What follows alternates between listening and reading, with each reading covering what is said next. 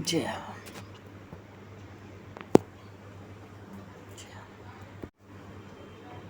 समस्त वैष्णवन की जय, समस्त परमाचार्य चरण की जय, समस्त संप्रदाचार्यन की जय, श्री सद्गुरुदेव भगवान की जय।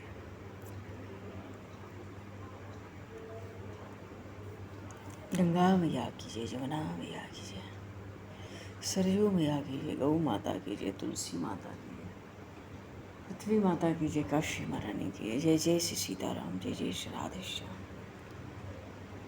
नमः पार्वती पतये, हर हर महादेव। अनंत कोटि ब्रह्मांड नायक, सर्वेश्वर, पूर्ण परात्पर ब्रह्म,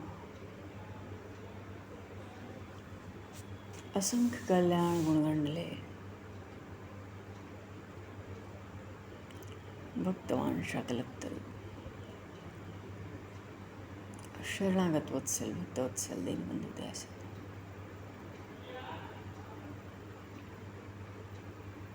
भगवान श्री राधा माधव की असीम कृपा करने से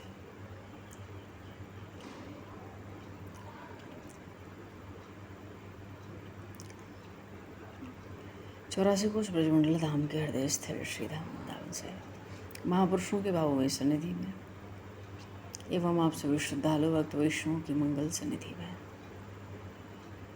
मानव जीवन का सर्वोत्कृष्ट फल भगवत गुणगान, भगवत स्मरण का आनंद हम सभी भगवान श्री कृष्ण की बाल लीलाओं के माध्यम से प्राप्त करने जा रहे हैं। सर्वप्रथम आप सभी भक्तजनों के श्री चरणों में भगवत भाव से सादर वंदन, सादर नमन। आप सभी को यथायोग्य जय सिया राम, जय जय श्री राधे, हरे श्याम।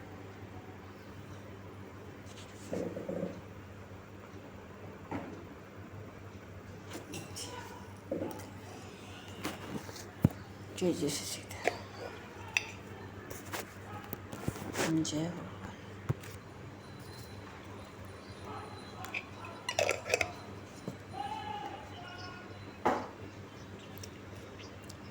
जय हो। श्री कार्तिक मास महोत्सव की जय, श्री तुलसी मैया की जय।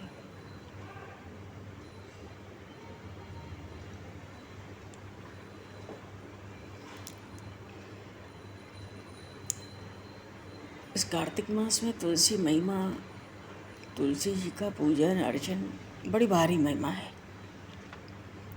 और सबसे विशेष दीपदान, और उसमें भी तुलसी काष्ठ से दीपदान। घर में तो देना ही सुबह शाम। आकाश दीपदान भी होता है, उसकी भी बहुत भारी महिमा है।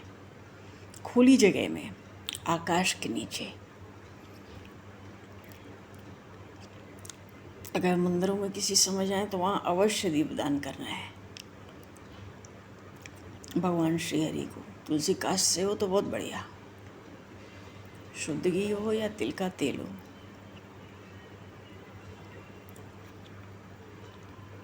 तो दीपदान खूब करना चाहिए 1 महीने। अच्छा, तुलसी जी की महिमा तो इतनी भारी,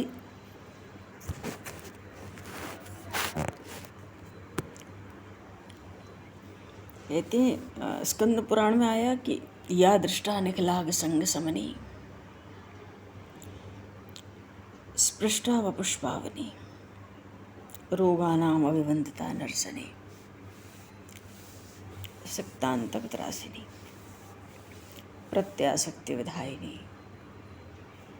भगवतः कृष्णस्य संरोगता, न्यस्ता तच्चरणे में मुक्त फलदा, तस्यै तुलस्यै नमः। मानो माँ तुलसी के दर्शन से ही सब पाप नष्ट हो जाते हैं, और केवल स्पर्श कर लें तो हमारा शरीर पवित्र हो जाता है। उनकी वंदना कर लें, वंदना करते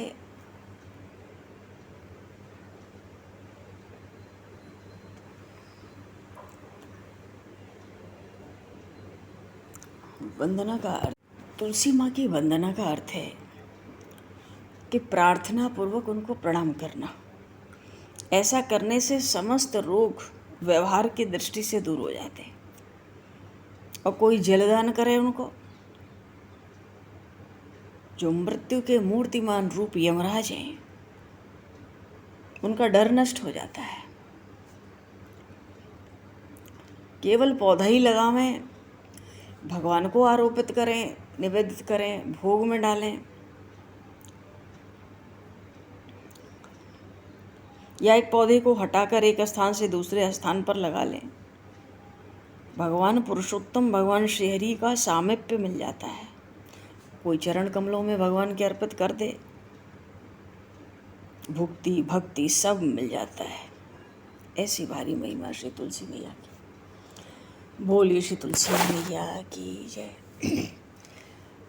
भगवान, अभी तो भगवान श्री बालकृष्ण की मधुर मधुर लीलाएं हैं, और भगवान के जो लीला चरित्र हैं, इनका श्रवण हो या इनका कीर्तन हो या इनका ध्यान हो, अत्यंत मंगलकारी, लाभकारी, कल्याणकारी। भागवत में भी आया, श्रवणम कीर्तनम ध्यानम हरेर अद्भुत कर्मणः जन्म कर्म गुणानाम च तदर्थे अखिल चेष्टितम।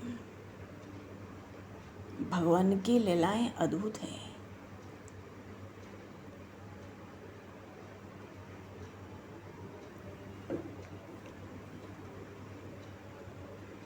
भगवान की लीलाएं अद्भुत हैं। उनके जन्म कर्म गुण सब दिव्य हैं। उन्हीं का श्रवण, उन्हीं का कीर्तन और उन्हीं का ध्यान करना चाहिए। मानव शरीर से जितनी चेष्टाएं हों, सब भगवान के लिए हों।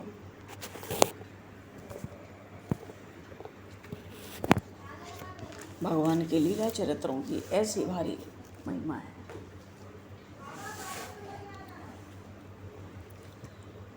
भगवान बालकृष्ण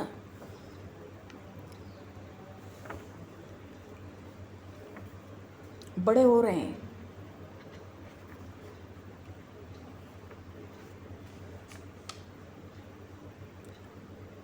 विप्र ऋषि हैं, कण्व ब्राह्मण। विप्र ऋषि भी कहते हैं लोग, ब्रह्म ऋषि भी कहते हैं, महर्षि भी कहते हैं।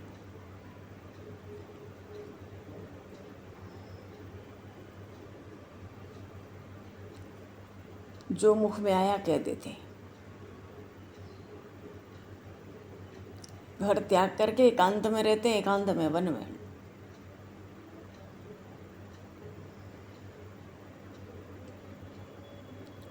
पर उन भगवान में ईश्वर की माया इतनी प्रबल है,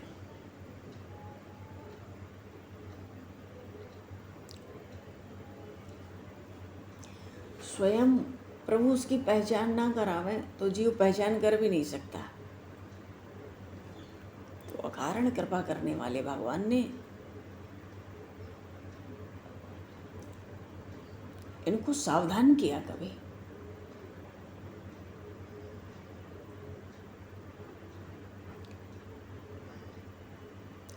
देखो, भगवान का प्रसाद और भगवान के जनों का अपमान अज्ञानवश भी बड़े बड़े ब्रह्मर्षि कर लें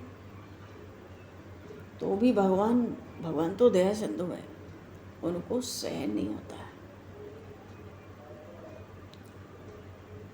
ब्रह्मा जी ने कितना बड़ा सौभाग्य दिया था इनको, महर्षि कण्व को। क्या सौभाग्य दिया था?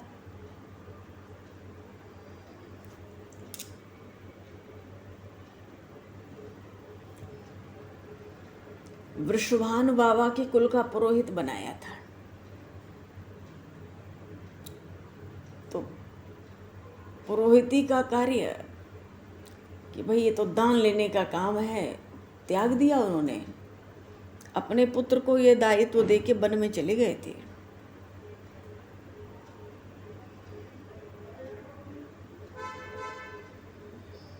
अरे सृष्टिकर्ता कि साक्षात मानस पुत्र जो महामर्षि युग युग से तपस्या करते हैं, सतत उपासना करते हैं, परमात्मा जल्दी संतुष्ट नहीं होते।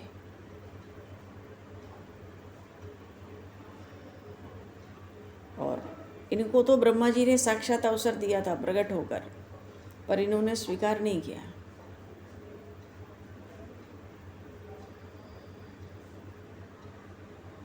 इनको लगता था मुझे बड़ा उत्कट वैराग्य है, मैं वन में रह के भजन करूँगा, ध्यान करूँगा।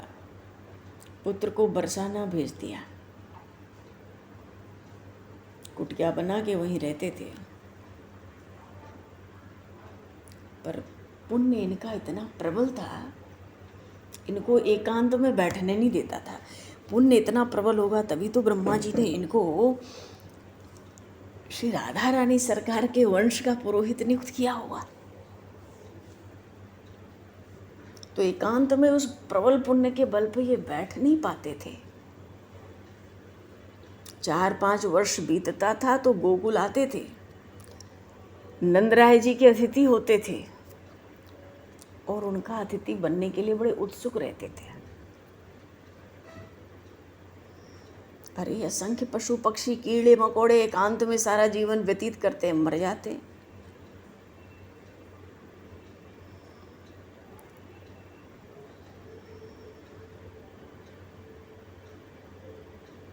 लेकिन महापुरुषों का मिलना भगवान की विशेष कृपा कही गई है।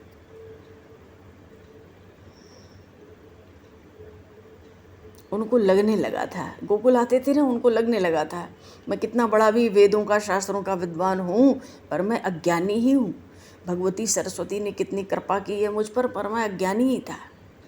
क्यों? अरे गोपों के नायक थे, उनकी पुरोहिताई मैंने त्याग दी, एकांत में जंगल में जाके बैठा हूँ।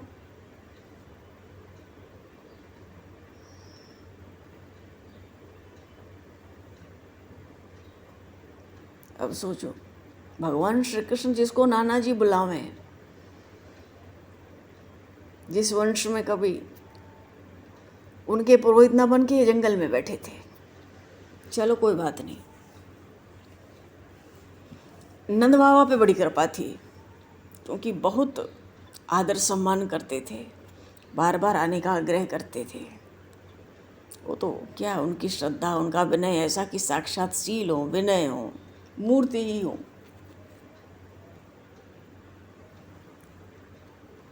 ऐसी भारी महिमा।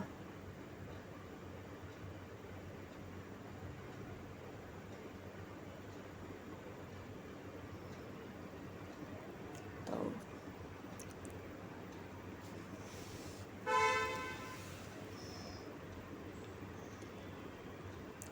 इनके जो यजमान, उनकी कन्या ही तो यशोदा मैया थी। इनका भी असल में प्रभु ने इन पर बड़ी भारी कृपा कर दी। इनको बड़ा आनंद हो गया, बड़ा सुख हो गया, बड़ा सुख पाए। 5 वर्ष बाद एक बार गोकुल आए।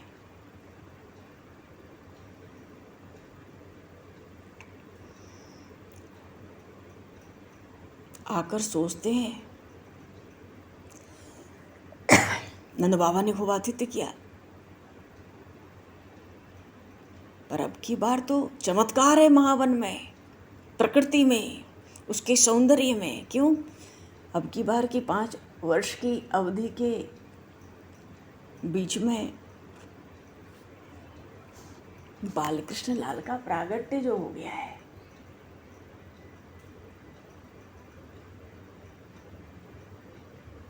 तो बहुत विशेष आनंद हो गया। ऐसी प्रकृति दिख रही है, ऐसा महावन, ऐसा गोकुल। अरे 5 साल पहले भी तो आया था। पशु पक्षी लता वृक्ष कण कण में, पत्ते पत्ते में अलौकिक शांति, बड़ा आनंद झर रहा है।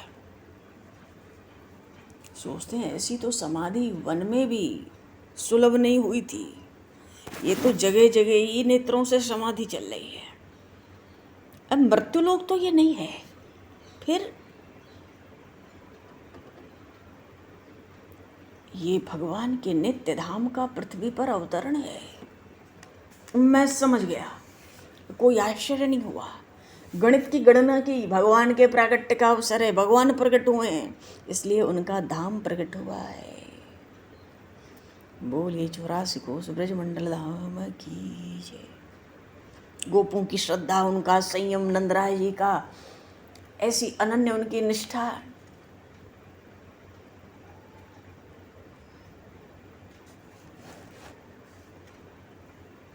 समझ सकते थे।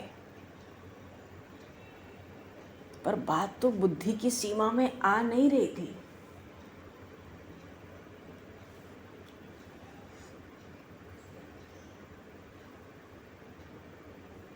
बात बुद्धि की सीमा में नहीं आ रही थी।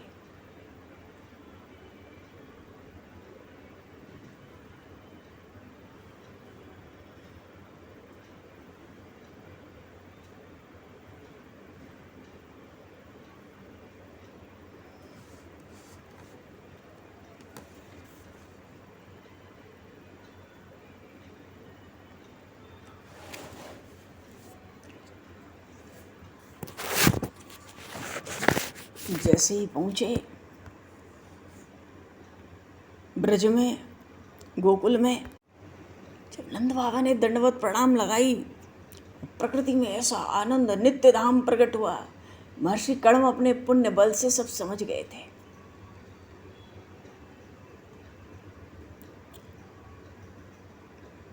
आज तो गोकुल का स्वरूप ही कुछ और हो गया। यहाँ की सब गैया तो कामधेनु है।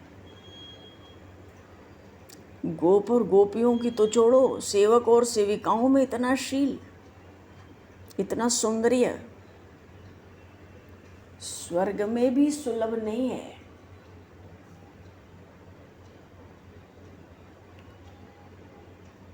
स्वर्ग में भी सुलभ नहीं है।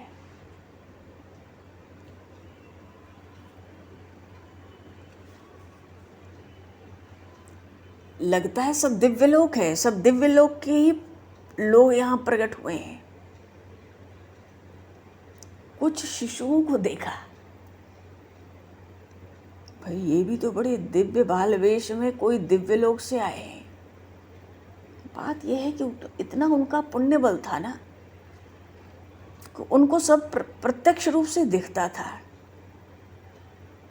सब गोप लोग हाथ जोड़कर खड़े हो गए, आशीर्वाद पाते हैं, प्रसन्न होते हैं। पता चला 2-3 वर्ष पहले इन ब्रजपति नंद के यहाँ कोई कुमार का जन्म हुआ है।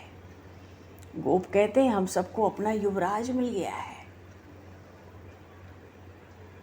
सोचते हैं आनंद तो बहुत हुआ।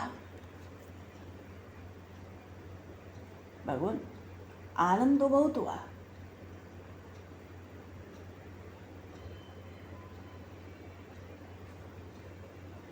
आनंद इतना हुआ कि भाई इतनी अवस्था हो गई, और इतनी अवस्था में जाके भी नंदराय को पुत्र की प्राप्ति हुई है, तो ये तो बहुत आनंद की बात हो ही गई।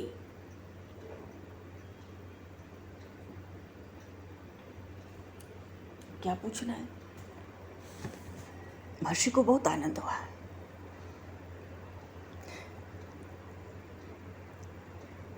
नंद भवन में आए महर्षि कण्व, और इनका एक स्वभाव था, क्योंकि ये विरक्त थे और एकांत में वन में रहते थे, तो नंद भवन आते आते गौशाला जाते थे पहले, और ये वहीं पे रहते थे गौशाला में। अब तो यशोदा मैया तैयारी करने में लग गई, स्वागत की तैयारी होगी। महर्षि बहुत समय पे आए हैं, 5 साल बाद एक बार आ जाते हैं, तो आनंद तो इतना है। अर्घ दो, पाद्य दो, आचमन कराओ, आराधना शुरू हो गई। श्रद्धा इतनी है, सतर्क इतने हैं। नंद बाबा अपने गौशाला में सब व्यवस्था, देवी रोहिणी आती हैं, माँ यशोदा आती हैं, सब लोग चरणामृत पान करते हैं। गोकुल में सबको वो चरणामृत दिया जाता है, सब घरों को उस चरणामृत से सींच दिया जाता है।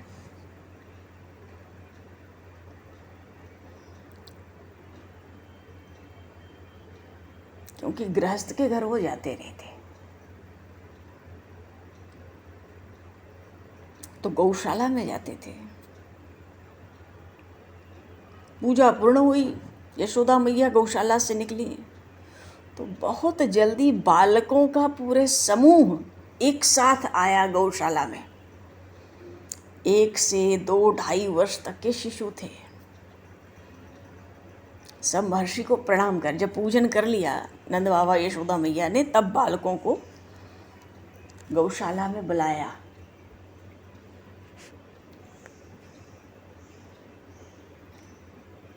कि आओ और सब लोग प्रणाम करो महर्षि को। सबको प्रणाम करना था। तो छोटे छोटे देखते हैं, छोटे छोटे बहुत से बच्चे एक साथ आकर प्रणाम करते हैं।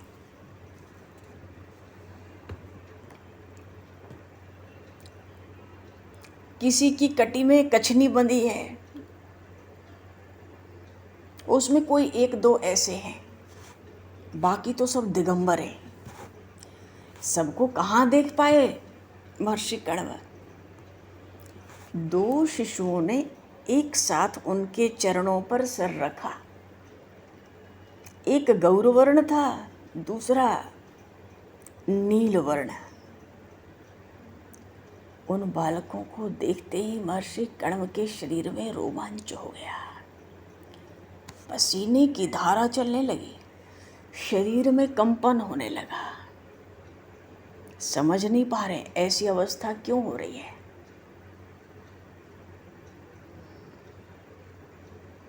और जो गौरवर्ण था, बोलिए श्री कृष्ण बलराम की जय।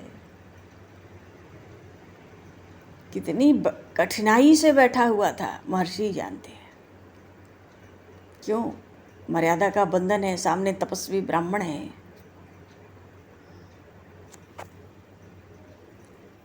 और भाई नंद बाबा है, यशोदा मैया है।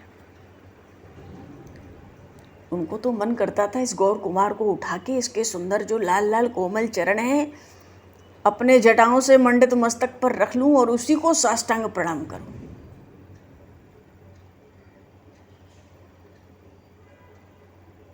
और जो छोटे नीलवर्ण थे, जब बड़े ने प्रणाम करके बड़ा उठा तो फिर जो छोटा था आधे पल पीछे महर्षि के चरणों से मस्तक उठाया। और मस्तक उठाया तो महर्षि तो उस मुख की ओर देखते ही रह गए, पलकें भी नहीं हिला पाए। बोलिए श्री बालकृष्ण लाल की जय। जितने बालक थे सबने महर्षि के चरणों में मस्तक रखकर प्रणाम किया और बड़ी जल्दी सब भाग गए वहां से। और जब सब भाग गए तो महर्षि को अपने शरीर की सुध हुई।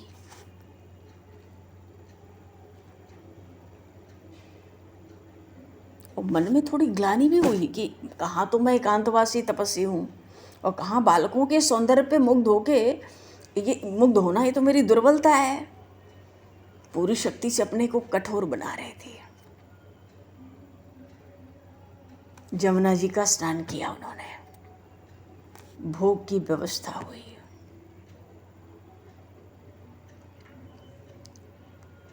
स्नान किए नंद बाबा ने, उधर मैया भोग बना रही है, इधर नंद बाबा वस्त्र लेकर खड़े हैं। इनको भगवान शालिग्राम का पूजन करना है। भगवान शालिग्राम लेके चलते हैं अपने।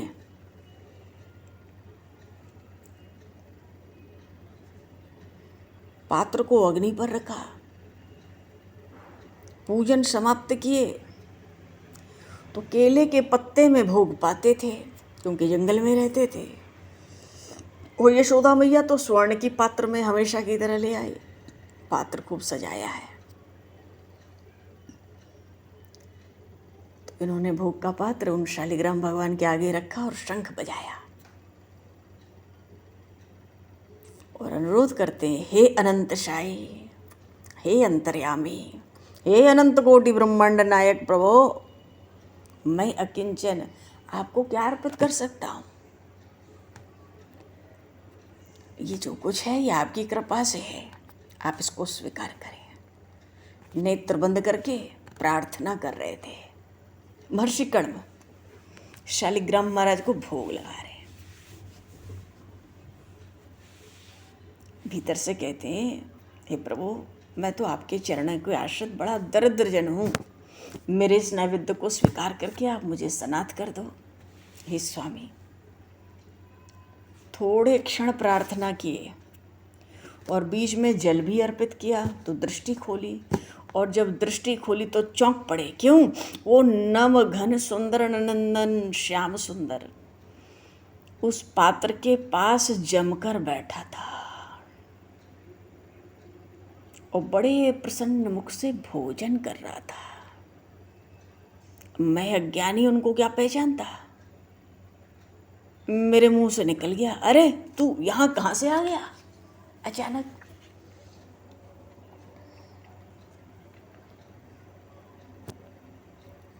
पर जब पीछे पता पड़ी तो सोचते थे, हाय हाय, मेरे स्वामी साक्षात सनाथ करने मुझे पधारे थे, मैंने उनके भोजन में भी बाधा दी। उनका मुखारविंद कितना प्रसन्न था, नेत्र कमल खिले हुए कमलों के समान, मेरी ओर वो देखे भी थे। लगता था दृष्टि से कह रहे हैं, तुम बड़े अच्छे हो, बड़ा स्वादिष्ट भोजन है। पर क्या करते, महामाया ने इनको अंधा कर दिया था। जब झटके से बोले थे ना कि भाई तू यहाँ क्या कर रहा है, नंद बाबा यशोदा मैया ने साथ साथ सुन लिया और द्वार से खड़े ही थे सटके।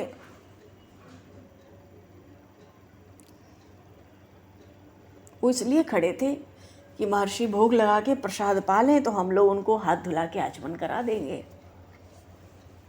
और दोनों एक साथ आ गए अंदर। अपने पुत्र को देखा और कैसा देखा, पात्र के पास बैठ के शालिग्राम का पत्र जो भूखा है लेकर भोजन कर रहा है। यशोदा मैया के स्वर में तो क्रोध, तू यहाँ कहाँ से आ गया? तो जैसे ही मैया को देखे, मैया डांट रही है, झपटने वाली है, उठ के भागे। नंद बाबा के पास से निकले, इतनी तेज दौड़े प्रभु, मैया के डर से पिटाई हो गई। नंद बाबा के बिल्कुल बगल से दौड़ते हुए बाहर निकल गए। जूठा मुख है, जूठे हाथ हैं। हाय, मेरे स्वामी भाग गए।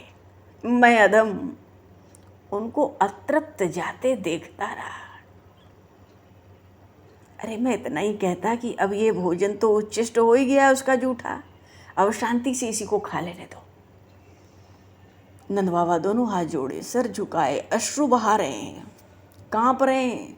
यशोदा मैया का कंठ भराया, महाराज बालक अबोध है, इसका अपराध आप क्षमा करें। मैं फिर से रसोई की सामग्री देती हूँ, आप भीतर ही बनावें और भीतर ही पवावें। इनको दया आ गई।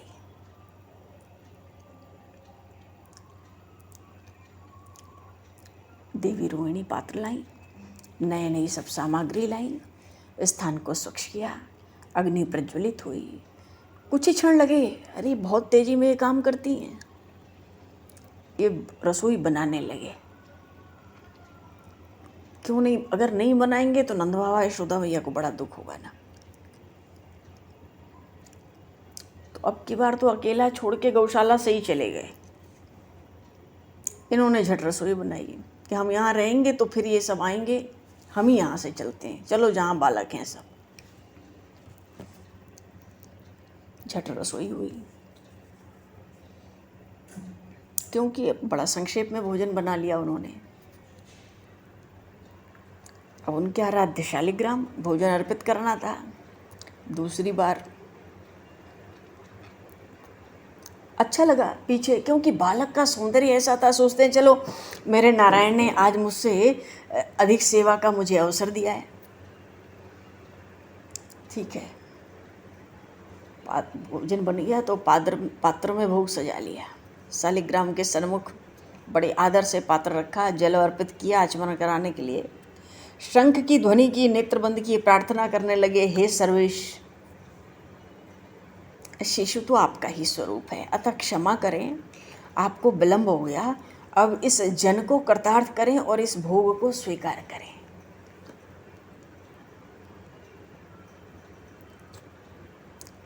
तो कुछ क्षण प्रार्थना हुई, फिर बीच में जल अर्पित किया। नेत्र खोल नहीं रहते हैं उस समय। देखते हैं कि वो नंद नंदन श्याम सुंदर पहले की भांति ही जमकर बैठे हैं और भोजन कर रहे हैं। और इस बार मेरी ओर देखकर हंस पड़े। उन शोभा सिंधु की हंसती हुई जो छवि है, छटा है। बोले श्री बाल कृष्ण लाल की जय। पर कर्मठता की ऐसी निष्ठुरता है, फिर से मुंह निकला और तू फिर आ गया। हाय, कितना अंधा था मैं। उन्होंने प्रसन्न होकर सिर हिलाकर सूचित भी किया, हाँ मैं फिर आ गया। तुम इतना स्वादिष्ट नैवेद्य बनाते हो, मैं फिर आ गया।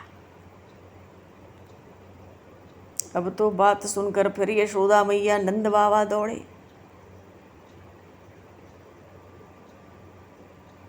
और मैया तो चीख कर बोलती है, तू यहां फिर से पहुंच गया।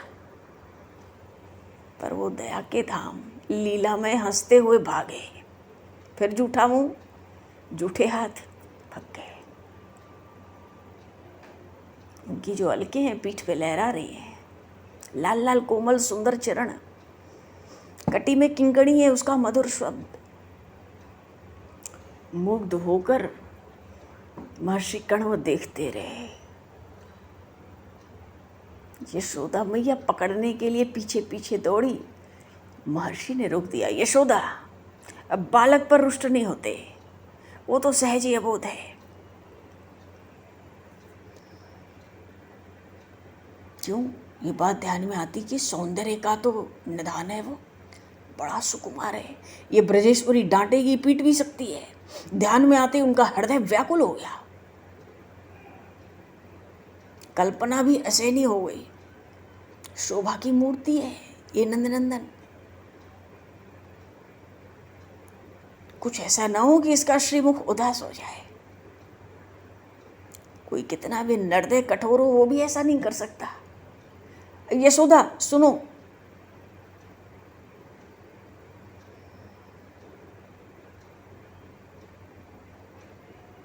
महर्षि के पास आ गई। आंसू गिर रहे हैं, मैया हाथ जोड़ी है, बोल नहीं पा रही है।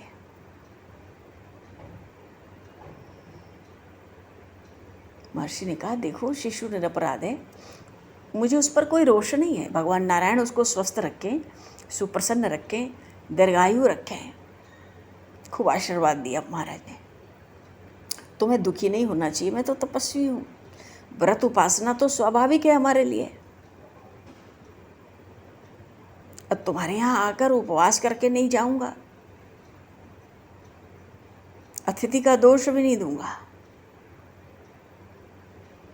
आज हमारे आराध्य शालिग्राम लगता है दूध दही का भोग लगाना चाहते हैं। अब उसमें तो कुछ बनाना नहीं है, और तू दूध दही लाए तो मैं अपने इष्ट देव को नैवेद्य अर्पण कर दूं। भैया अंदर से बहुत चिड़ी हुई है, खींची हुई है। ये अत्यंत चंचल है, बहुत धृष्ट हो गया है, बहुत दुस्साहस करता है। अब एक बार तो कह दिया था, अब 4 बार थोड़ी मैया कहेगी बना लो बना लो। उनको लगा दूध दही लेके शाम तक निकल जाते थे, चला जाऊंगा, कम से कम इनको शांति मिलेगी, दुख नहीं होगा पीछे।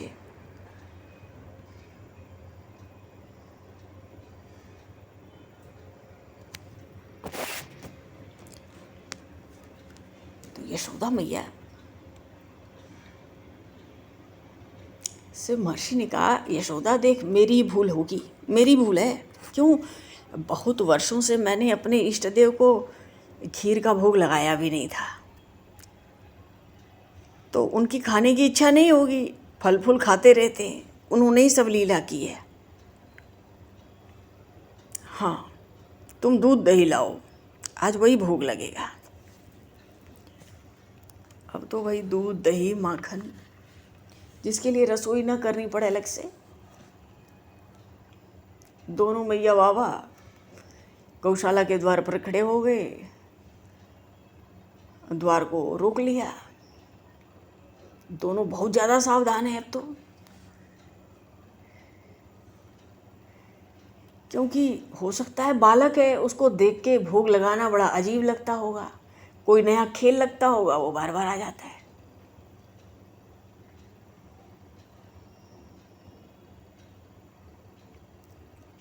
पर इस बार भगवान ने भी इनके नेत्रों में जो माया का जाल है उस पर्दे को उठा देना चाहते हैं। मानो भक्त पर पूर्ण अनुग्रह करने के निर्णय से फिराना चाहते हैं। और देर बहुत हो गई थी ना, इन सब चीज़ों में, भोग में आज बहुत देर हो गई। तो भाई भगवान को पंखा किया, तुलसी डाली, भोग रखा, भोग का पात्र, आचमन कराया, शंख बजाया, नेत्र बंद किए, स्वामी को पुकारा। आकर बड़ी श्रद्धा से, नाथ इस भोग को स्वीकार करो। वैसे भी जिनमें श्रद्धा होती है ना, उनका स्वभाव है, शंख की ध्वनि हो जाए नेत्र बंद हो जाते हैं। हाथ जोड़ लिए, मस्तक झुका लिए उन श्री हरि के प्रति। पर बाहर लोग सावधान हैं बिल्कुल। और जब बीच में जल छोड़े, तीसरी बार है, नेत्र खोले तो परम सुंदर, वो परम सुंदर श्याम सुंदर मोर मुकुट पात्र के पास बैठे हैं। बोलिए श्री बाल कृष्ण लाल की जय। और उनके होठों पे दही लगा है, दूध लगा है, माखन लगा है, गाल पे भी लगा के बैठे हैं, पैरों पे भी कुछ बूंदें गिरी हैं। इस बार प्रभु ने उन महर्षि की ओर दृष्टि नहीं उठाई, फटाफट भोग पाने में लगे। क्यों? दही, दूध, माखन सब मिल गया।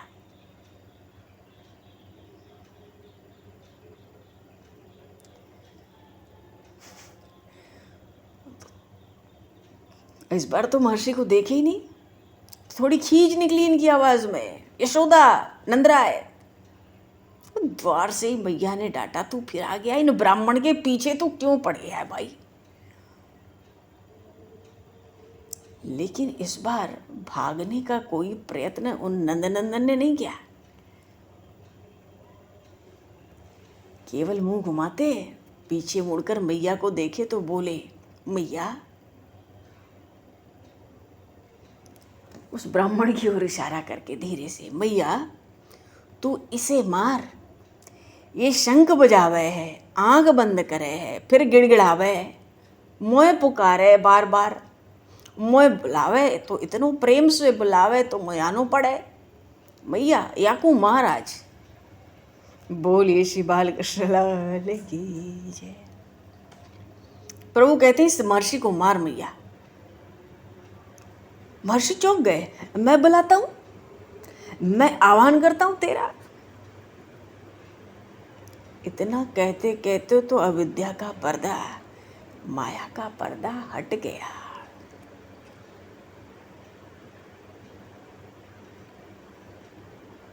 इतने में तो उस भृगुलता पर भी, भगवान के वक्ष में भृगुलता श्रीवत्स के चिन्ह पर भी दृष्टि चली गई। मानो प्रभु ने ही झलक दिखा दी हो। अरे इसके कंठ में तो कौस्तुभ मणि है। क्या कौस्तुभ मणि किसी का आभूषण हो सकती है? नहीं नहीं।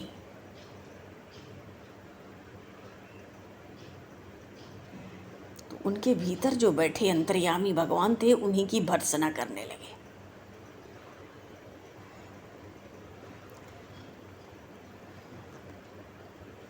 और जब उनको पता पड़ी ये तो साक्षात श्री हरि नारायण है, अब तो उनके शरीर का कण कण नाचने लगा।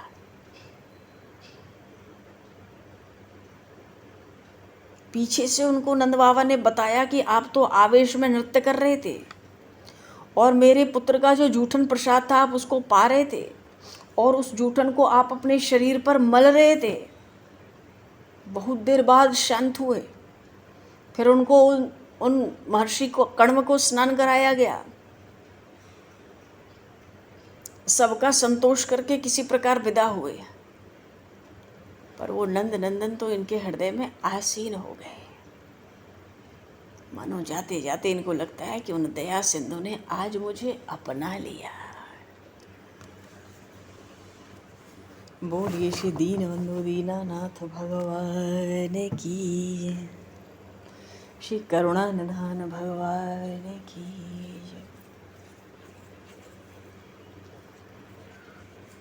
श्री बाल कृष्ण लाल की, राधे और कृष्णचंद्र भगवान की, मोर मुकुट बंशी बारे की जय, श्यावर रामचंद्र भगवान की जय, गौरी शंकर भगवान की जय। भगवान समय को दृष्टिगत करते हुए आज ही वाणी को विराम, वाक्य पुष्पांजलि प्रभु के श्री चरणों में सादर समर्पित। आप सभी को भी यथायोग्य जय श्री राम, जय जय श्री राधे। हरे श्री राम। जय श्री राम, जय श्री राम, जय श्री राम, जय श्री राम, जय श्री राम, जय श्री